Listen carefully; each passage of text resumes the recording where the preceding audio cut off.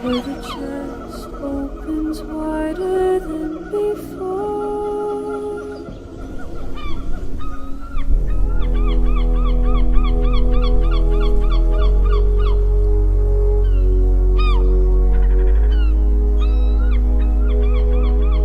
Apakah kalian pernah masuk ke pulau ini, atau apakah kalian pernah mendengar sebuah daratan luas di ujung selatan Pulau Jawa yang sangat terlarang dengan penjagaan maksimum security ini?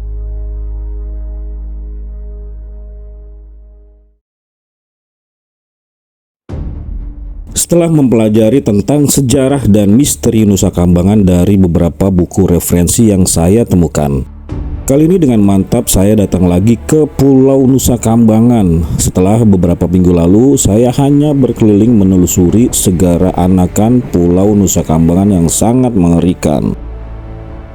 Perjalanan ini merupakan sebuah dokumentasi pelengkap untuk mengetahui sisi-sisi misteri Pulau Nusa Kambangan, mulai dari masa kerajaan, masa kolonial, dan masa-masa kemerdekaan, dan juga mengetahui secara detail apa saja yang ada di dalam pulau kematian ini, yang nantinya saya akan bagikan ke kalian semua.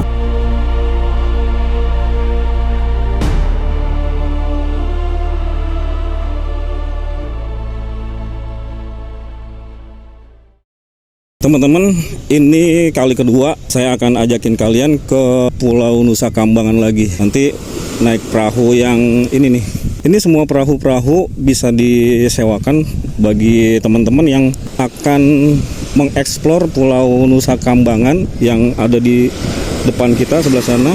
Lokasi lapas Nusa Kambangannya itu ada di sebelah sana, teman-teman.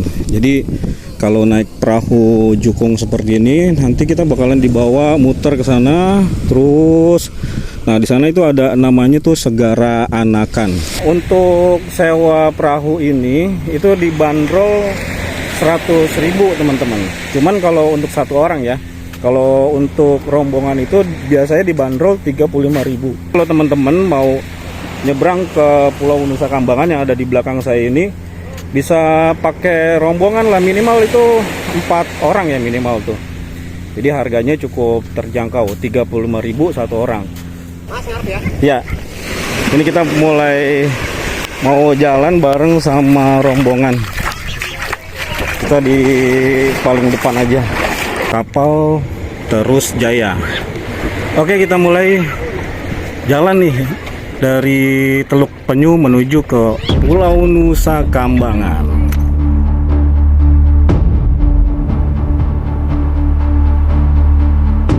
Perjalanan ini memakan waktu kurang lebihnya 15 menit dari pantai Teluk Penyu Cilacap, melintasi Blue Ocean Samudra Hindia yang ombaknya tenang, seperti memberikan jalan terbaik kepada para petualang sejarah. Di kejauhan tampak jelas bentang alam Pulau Penjara Nusa Kambangan yang memiliki kesan angker dan penuh misteri. Hati dan pikiran saya juga sudah mulai merasakan betapa mengerikannya memasuki dataran Pulau Nusa Kambangan yang terkenal dengan hutan tropis dan merupakan habitat hewan buas yang sangat liar.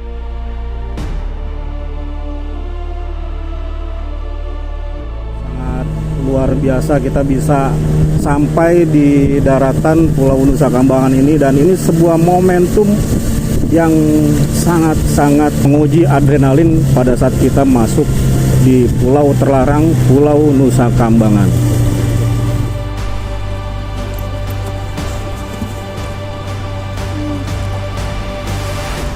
Oke, kita sampai dermaga kecil. Iya, kita turun dulu ya. Ya wis, makasih ya. Ayo Mas duluan ya. Duluan. Kita naik perahu Terus Jaya, teman-teman. Dan akhirnya kita kembali lagi untuk yang kedua kali di Pulau Nusa Kambangan. Ya, seperti ini penampakan dari hutan-hutan yang sangat misteri. Informasikan untuk para pengunjung yang baru datang, diharapkan bawa perbekalan dulu Bapak Ibu Kakak. Jauh jalannya kurang lebih 1 kilo, selain jalan tidak ada yang jualan. Aqua Rp5.000 satu botolnya. Yang punya alas kaki harap dipakai, yang tidak bisa membeli dengan saya cukup 15.000 dua kanan dan kiri. Silakan, terima kasih. Oke teman-teman, jadi kita sekarang sudah berada di Pulau Penjara, Pulau Nusa Kambangan, pulau yang sangat terlarang. Dan nanti saya juga akan memberikan sebuah gambaran di Pulau Nusa Kambangan ini yang saat sekarang di tahun 2026 ini memang dilarang atau ditutup untuk umum ya. Tapi video ini sengaja dibuat untuk memberikan sebuah ilustrasi yang nyata di tahun 1830, di mana di dalam hutan belantara ini terdapat sebuah benteng pertahanan yang didirikan oleh bangsa kolonial Belanda pada saat itu. Kalau perjalanan, mulai dari turun dari Pantai Tebeng itu kisaran sekitar 850 meter, ada benteng pertahanan 4 lantai, ada ruang bawah tanah juga, ada serongsong meriam 2 biji, itu masih ada. Terus turun ke sebelah kiri menuju ke Pantai Pasir Putih Karangpandan. Bah, informasinya di sini ada sebuah goa yang sangat misteri banget, Bah. Kalau nggak salah itu namanya Goa Raja Naga, kalau nggak salah, Bah. Ya betul, Gua Naga Raja itu ada di Nusa Kambangan. Itu ada, cuman guanya juga nggak begitu lebar sih, cuma sekitar kisaran 20 meter persegi. Nah, di situ memang ada gua satunya lagi ada lagi, cuman kami takut masuk ke situ lantaran itu masuknya sekitar 7 meter ke bawah, juga untuk pintunya kecil seperti rumah binatang kalajengking, cuma untuk dalamnya itu luas sekali. Ini kita udah mulai masuk ke hutan lindung sih ini masuknya. Karena kalau dilihat dari tekstur pepohonan ini banyak pohon-pohon yang besar ya. Ya, kalau untuk jenis pohon ini di sini masih komplit sekali. Masuk untuk habitat hewan juga masih komplit. Nah, seperti yang binatang endemik di sini ada istilah bukan istilah lagi, memang masih banyak macan ya, macan kumbang itu masih banyak, macan tutul, jenis landak. Oh, kalau landak masih banyak ya, terus kijang juga masih banyak. Oh, kijang, babi hutan ganas ya, babi hutan liar itu ya. Itu masih banyak juga, jenis kancil masih banyak juga. Oh, kancil binatang yang cerdik ya, Mbah. Cerdik itu. Ini riwayat Pulau Nusa Kambangan di tahun 1830 itu emang baru pertama kali dibuka sama kolonial Belanda dulu, Mbah. Ya, kalau dilihat bangunannya itu ada dua. Untuk yang di lantai 4 itu ada label bangunan tahun 1822. Oh, 1822 malahan. 1822.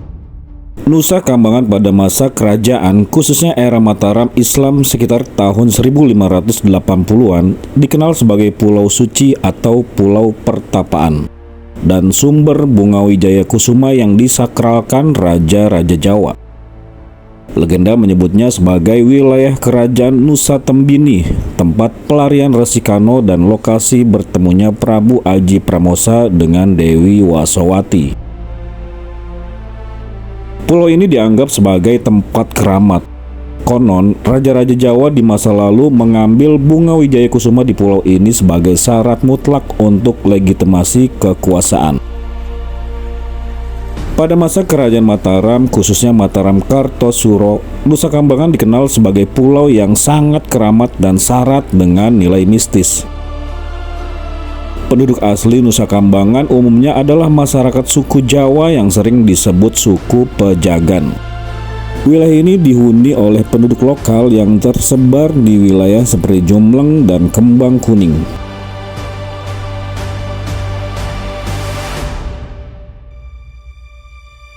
suku Pejagan adalah penduduk asli atau keturunan prajurit Wiratama Kerajaan Mataram yang dulu diutus untuk menjaga wilayah pesisir Pulau Nusa Kambangan dan Segara Anakan. Mereka adalah kelompok yang menetap di sana sebelum pulau tersebut dijadikan tempat pertahanan dan penjara oleh pemerintah kolonial Belanda. Namun, sebagian besar dipindahkan ke area sekitar Kampung Laut dan Cilacap pada masa itu. Jadi, Kampung Laut merupakan saksi sejarah dan peran Kerajaan Mataram dalam pengamanan pesisir selatan Jawa pada masa lampau.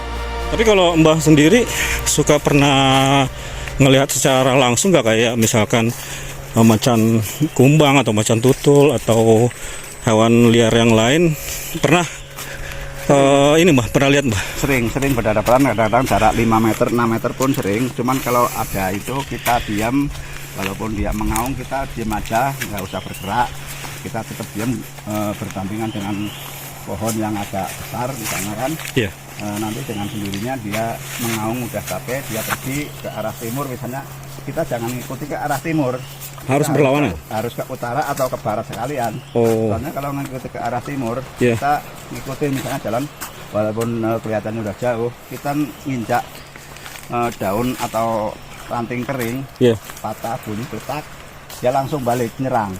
Ini 4 bulan yang lalu ada aktivitas apa, pemasangan kamera CCTV di sini Mbak ya? Ya, sampai 5 bulan yang lalu ada aktivitas kamera CCTV untuk memantau daerah wilayah benteng ini. Ternyata masih ada binatang yang turun jenis Black Panther. Ini sekitar tingginya sekitar 1 meter lebih. Wah, Ini memang tinggi ya. pohon ini kalau lagi musim semi, dia keluar bunganya memang baunya harum. Oh. Pohonnya ini namanya pohon kenanga kebo. Ini bekas cakaran-cakaran. Oh, ini bekas Black cakaran-cakaran Black Ya. Panther. Ini kalau indukannya sudah sebesar induk kambing etawa. Ini bekas Hampir cakarannya tinggi, sampai hampir ke 2 atas meter. itu, sampai 2 meter ya ternyata. Ya. Kalau yang Black Panther. yang lebih rendah ini. Ini mungkin, anakan ya? Ya, anakan. Iya. Ini ketinggiannya masih sekitar 1 meter. Kalau ini sekitar 2 meter lebih. Wah, iya. Itu induknya. Ya, jadi di sini kenapa disebut pulau terlarang ya, karena di sini masih banyak habitat binatang buas ya, seperti macan tutul, Black Panther, kemudian ada yang jelas sih ular juga banyak, dan ada landak, kemudian ada babi hutan. Makanya di sini selain merupakan pulau penjara bagi narapidana yang sangat ekstrim, oleh karena itu pelarangan memasuki wilayah Pulau Nusa Kambangan itu ditetapkan oleh pemerintah Kabupaten Cilacap. Nah, tetapi untuk notice, kami di sini mengeksplor sisi-sisi misteri Pulau Nusa Kambangan hanya untuk memberikan informasi ke teman-teman semua bahwa pulau ini sangat banyak sekali ilmu pengetahuan yang harus diinformasikan ke teman-teman semua. Oh, kita udah sampai di bibir pantai ini, Mbah. Bibir pantai Karangbolong. Oh, ini Karangbolong. Ya, oke. Oke, teman-teman, ini kita sudah sampai di bibir pantai Karangbolong. Dan luar biasa, memang pasirnya sangat putih, sangat bersih. Dan seperti ini penampakan pantai Karangbolong di Pulau Nusa Kambangan, Kabupaten Cilacap, Jawa Tengah.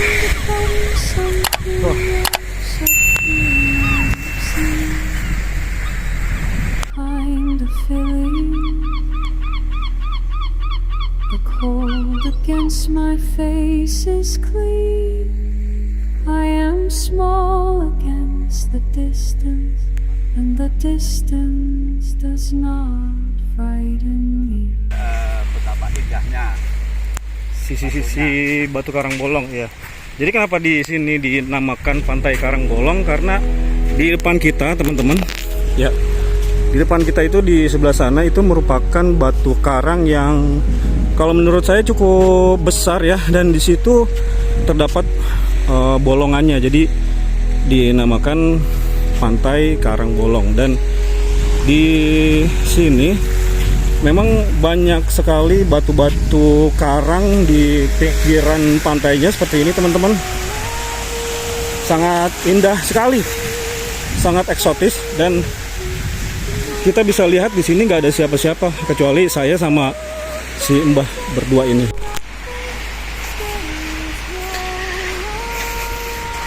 Untuk mencapai batu Karangbolong itu kita harus melewati sisi-sisi pinggiran pantai yang di depan ini merupakan batu karang laut yang cukup lumayan besar dan tentunya sangat cadas teman-teman.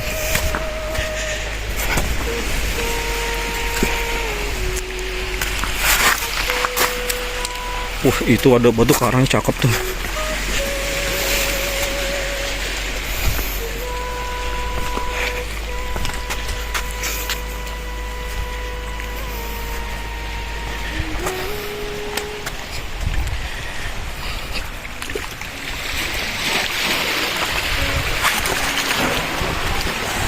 Dan inilah batu Karangbolong yang berada tepat di pinggir bibir pantai Pulau Nusa Kambangan.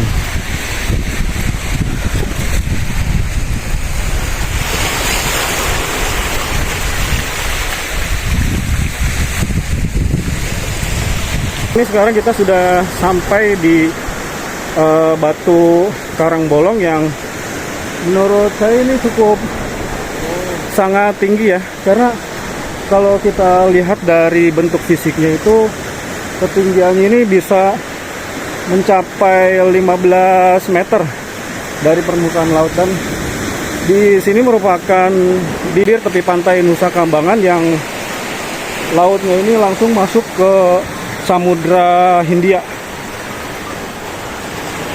Luar biasa. Kami pun melanjutkan perjalanan lagi masuk ke dalam hutan. Napas saya terasa sangat berat mengimbangi si Mbah yang berjalan dengan gagah seperti tidak kenal lelahnya menuju bekas reruntuhan bangunan dapur umum yang terlihat sudah tidak ada bekasnya lagi. Dikelilingi semak belukar yang sangat lebat dan jalan setapak yang sudah hilang tertimbun rumput liar Nusa Kambangan. Dari besarnya bangunan dapur, di sini hanya tersisa sebuah sumur tua yang sudah berdiri beberapa abad yang silam dan terlihat sudah berlumut serta terasa lembab dan sepertinya angker. Momen-momen sekarang biasanya bisa dipakai untuk air wudhu dan untuk MCK. Oh iya. Itu sebelah sana ada lagi. Oh iya. Lagi.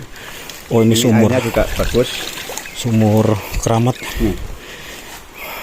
Airnya masih bagus juga. Sebelah sana masih ada 6 lagi berarti. Oh, jadi total 7 ya Mbak? 7. Menelusuri jalan setapak yang sudah berabad-abad ini, saya seperti dibawa ke masa lampau. Gambaran ilustrasi pada masa-masa pembangunan benteng ini yang dibangun dengan keringat, air mata, dan darah leluhur kita. Penderitaan rakyat pribumi adalah kejayaan bangsa kolonial Belanda. Mereka bersenang-senang di atas tangisan bangsa ini, memperkosa hak-hak dan melucuti kebebasan Nusantara dengan dalih perdagangan dan pembangunan. Mengadu domba para penguasa pribumi yang akhirnya menjadi pengkhianat bangsa. Merampok tanah air dan sumber daya alam yang kaya akan kandungan materialnya, serta menjadikan bangsa mereka lebih maju daripada bangsa yang dijajah. Apakah kalian tahu bahwa di sini merupakan pulau kematian bagi para leluhur kita?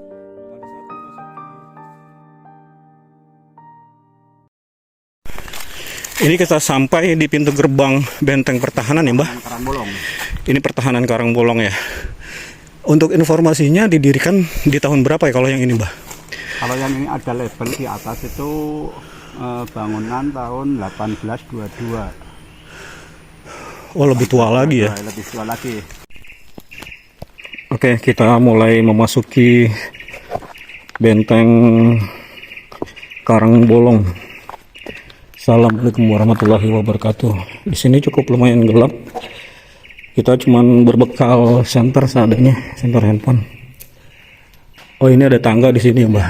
Itu ada tangga ruang untuk diskusi di atas itu khusus untuk perwira tinggi. Oh, ini khusus perwira tinggi. Perwira tinggi untuk mediasi apa itu di atas semua.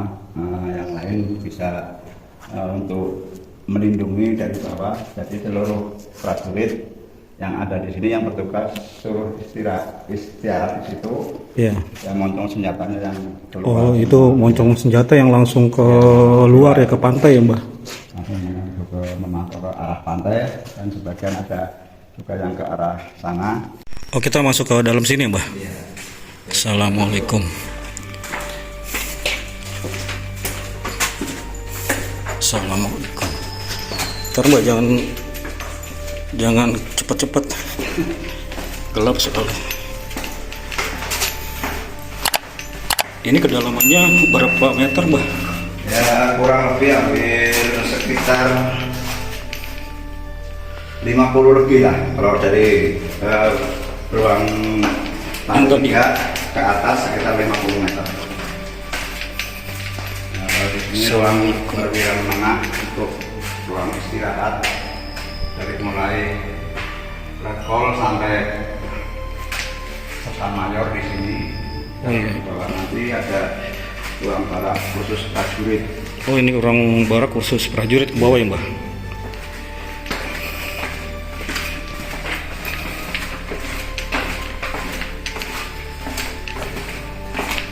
Sebentar, Mbah.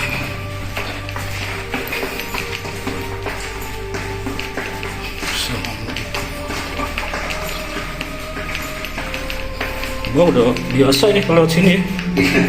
Kalau saya nggak pakai lampu pun udah biasa. Waduh, udah agak hafal mungkin kakinya terus. Iya. Nah, Oh, ini langsung masuk ke mulai Tamtama Bintara sampai Sersan Kepala. Oh iya. Itu di sini sampai barat sana. Oh, sana juga ada barak juga. Di sini ada pos jaga setiap 15 meter satu, 15 meter satu. Iya. Untuk jaga malam. Oh, ini juga. Tinggi ternyata. Kita dari atas sebelah sana tuh. Tinggi mana? Pos jaga. Oh, di sini pos jaga juga. Oh iya. Sebelah situ pos jaga bolongan itu. Oh, ini ruang intai juga di sini. Posisi di atasnya Karangbolong. Oh, ini di atasnya Karangbolong. Ya. Yang tadi kita ke situ kan, Mbah? Ya, tadi kita turun lewat lantai. Oh iya. Atasnya posisinya di sini. Nah, ini ada ruang intai untuk menghalau musuh-musuh yang memasang ranjau. Iya. Di daerah kalau sekarang dibikin PLTU. Oh iya, jadi ini pas banget nih ketinggiannya kurang lebih sekitar 2 meter ya. Ini ketinggian tembok yang di atas ini sekitar 2 meter nih ke bawah. Terus ini jendela untuk pertahanan langsung menghadap ke Samudra Hindia. Jadi pada saat ada kapal-kapal musuh, informasinya di sini ditaruh mungkin senjata ya, Mbah, di sini ya. Jadi pada saat musuh itu melintas di Laut Hindia Belanda ini, mereka langsung memberondong dari posisi kita berdiri, teman-teman. Oh iya itu kelihatan tuh dari situ tuh. Kita langsung belusukan ke pinggir bibir pantai Laut Selatan. Yang di sini merupakan jurang. Nah, di bawahnya itu tadi kita berada di situ, teman-teman ya. Ini langsung ke Laut Samudra Hindia Belanda. Di sebelah situ posisi Batu Karangbolong yang tadi kita samperin. Di sini merupakan semak-semak belukar, teman-teman. Mbah, di atas ini juga kayaknya sih ada pos-pos kayak penjagaan kayak gitu ya, Mbah? Ada, tetap ada ini, setiap ini ada. Di belakang sana juga ada. Ini di sebelah satu ini, dinding ini, iya. Itu ada juga pos jaga, ada 2 lokasi. Iya. Ukuran sekitar 4 meter kali 3 meter, ketinggian 2 meter masih ada. Kalau itu daerah pengintaian. Oh iya. Inilah lorong-lorong kematian para leluhur kita. Ribuan nyawa melayang demi sebuah ambisi bangsa kolonial. Bekerja tidak dibayar, sakit malah dipenjara, mati dibuang ke lautan. Itulah yang dinamakan kerja rodi. Saksi bisunya adalah benteng Karangbolong yang dibuat pada masa kolonial sekitar tahun 1830-an dan menyisakan kisah-kisah pilu yang sangat dalam. Bangsa pribumi dipaksa untuk bekerja siang dan malam demi terwujudnya keinginan kolonial membangun jaringan benteng pertahanan Karangbolong.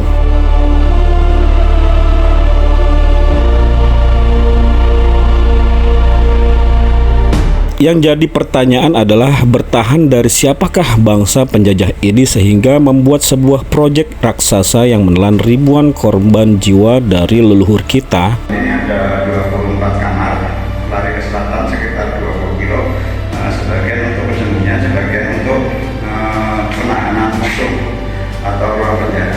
Oh iya. Oke Mbak, kita lanjut lagi.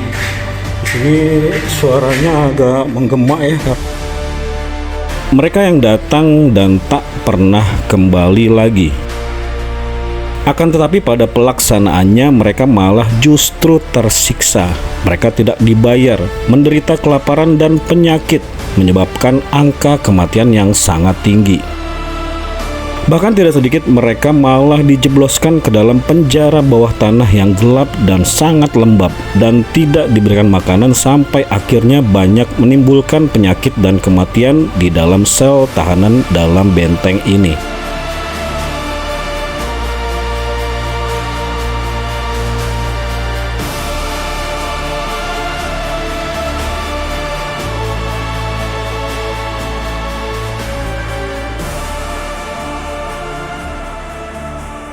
Yang direnovasi, Iya. kalau sana masih banyak lorong-lorong. Oh iya. Ini Ya Mbak, kita keluar lagi Mbak.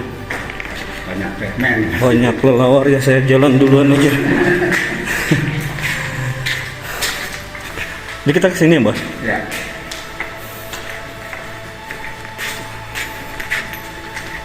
Ini ada ruangan keluar masuk. Oh ini keluar masuk Ya, prajurit. terpantau berapa personil yang keluar.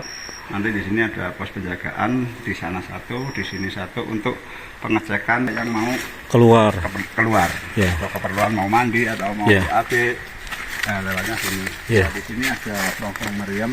Oh ini selongsong meriam. Oh ini meriam peninggalan. Cuman waktu Zaman tahun Belanda. sekitar 75 ini dijarah sama masyarakat yang oknum yang tidak bertanggung jawab. Dipotong-potong, dikira besi tua. nggak Oh, terpakai, dikilo jadi ya? Dimasukkan ke besi tua. Iya.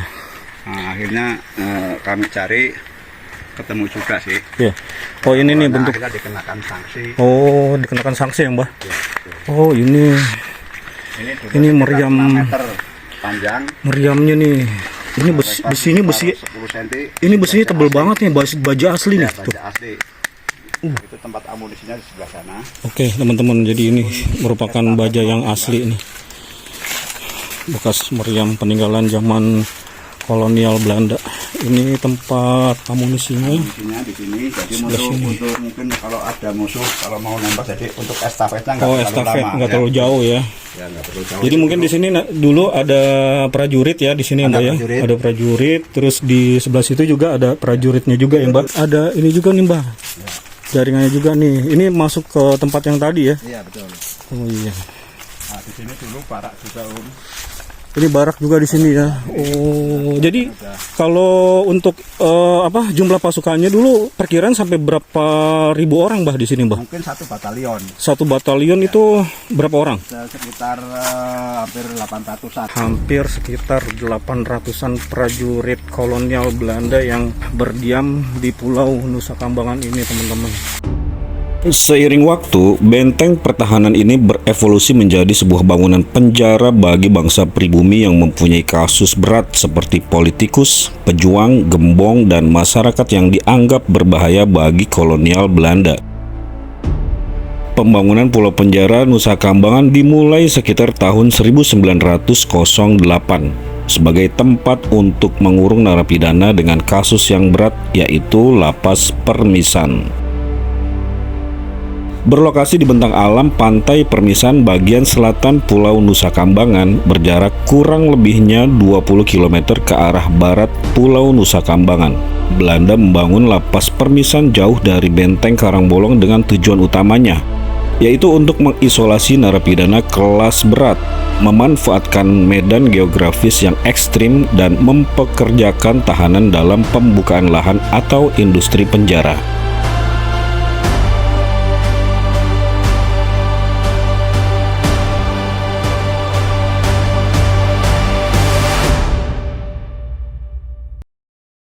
Wah, itu di sana lautnya sudah kelihatan teman-teman, sangat biru dan sangat cerah sekali. Kita akan menuruni bukit Pulau Nusa Kambangan menuju ke wilayah bibir pantai. Kayaknya sih ini bukan pantai yang pertama kali kita datang. Ini oke, ini ternyata Pantai Karangpandan teman-teman. Wah, luar biasa. Selain Pulau Nusa Kambangan itu memiliki segudang cerita yang sangat historikal, sangat mistis, dan sangat berbahaya, ternyata di sini juga mempunyai keindahan yang sangat cantik. Pokoknya sangat luar biasa.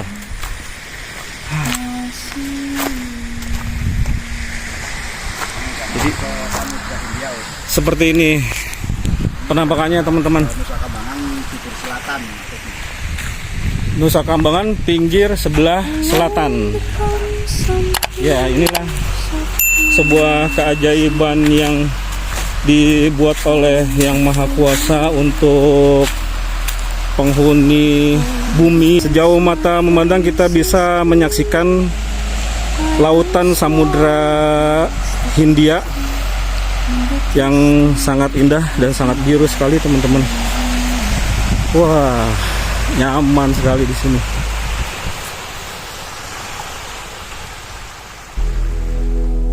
Perjalanan menelusuri lorong waktu ini tak akan pernah selesai sampai batas yang tidak bisa ditentukan. Karena saya akan terus mengajak kalian semua untuk membuka setiap pintu misteri yang tersirat di sebuah wilayah yang akan terus kita jelajahi sebagai petualang sejarah masa lalu.